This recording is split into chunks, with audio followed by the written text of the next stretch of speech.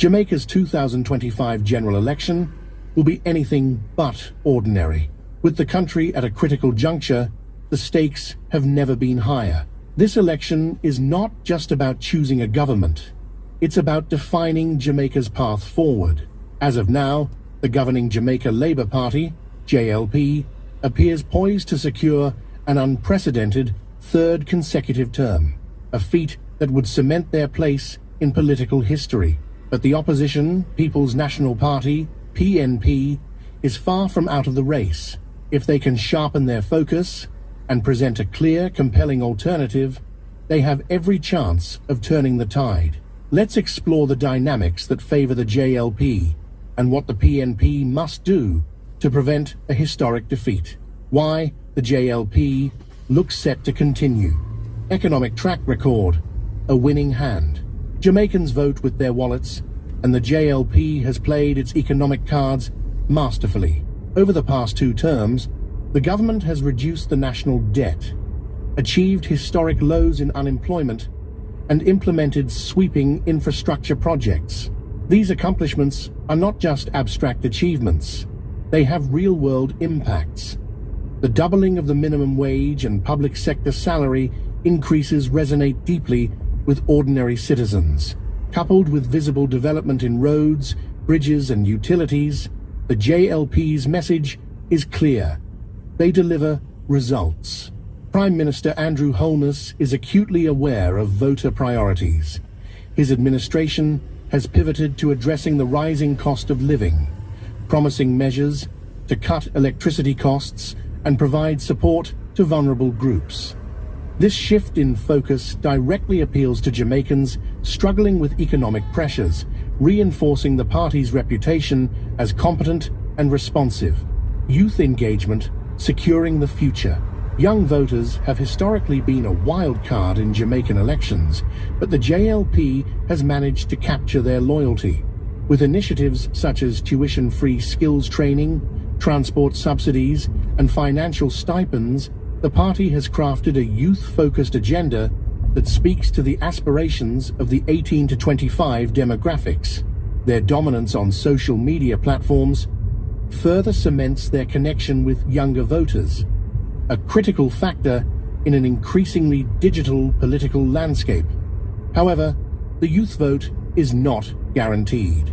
Unemployment among young people remains stubbornly high, creating an opening for the PNP to step in with targeted policies and programs. The question is whether the opposition can seize this opportunity. Women voters, a pillar of support. Women have consistently turned out in higher numbers than men in Jamaican elections, and the JLP's policies have largely resonated with this demographic. Programs that support small businesses, community development, and family welfare have strengthened their appeal among female voters. If the JLP continues to address the needs of women, particularly those balancing economic and family responsibilities, they will retain this critical voting bloc. The crime conundrum: progress amid challenges. Crime remains a persistent issue, casting a shadow over any government's record. While the JLP has made strides, introducing technology-driven policing and expanding security infrastructure, violent crime continues to plague the nation.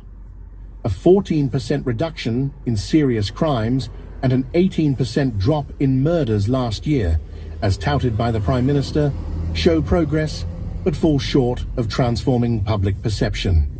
Here lies a vulnerability that the PNP can exploit, provided they present a credible and actionable plan to tackle Jamaica's crime problem. What the PNP must do to win: clarify the vision.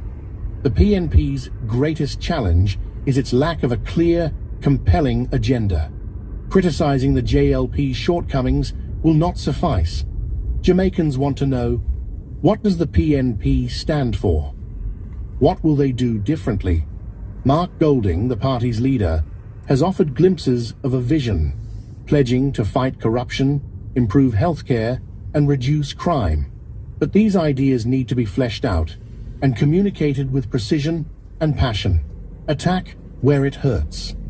The JLP's weaknesses are not insurmountable. Rising inequality, persistent crime, and the challenges of youth unemployment are fertile ground for the PNP to cultivate support.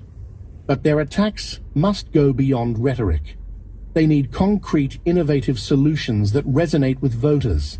For instance, proposing a comprehensive youth employment strategy or a bold plan to modernize Jamaica's healthcare system could galvanize support, engage the digital space. In the digital era, a weak online presence is a fatal flaw, and the PNP's is glaringly inadequate. The JLP's digital dominance has allowed them to control the narrative, leaving the PNP struggling to catch up. To win over younger, tech-savvy voters, the opposition must invest in a robust digital strategy.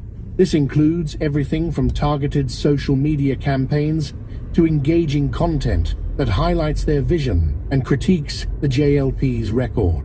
Win back women's trust. Women's votes are pivotal, and the PNP has significant ground to make up.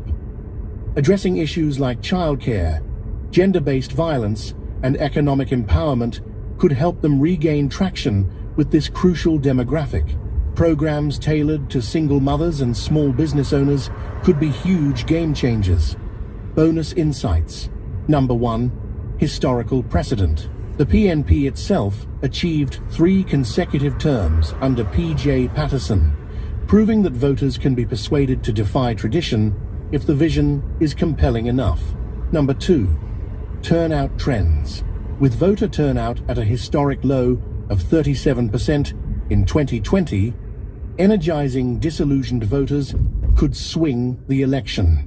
Both parties must focus on grassroots mobilization to win the ground game. The 2025 general election is shaping up to be one of Jamaica's most consequential political battles. While the JLP holds the advantage, the PNP has the tools to stage a comeback, but only if they act decisively. The road to Jamaica House is still wide open. Who really wants to see change for the better in this country? And who is the party that is bringing change to Jamaica? Who is the party that is tangibly, really changing the landscape of Jamaica? Which political organization is changing Jamaica for the better?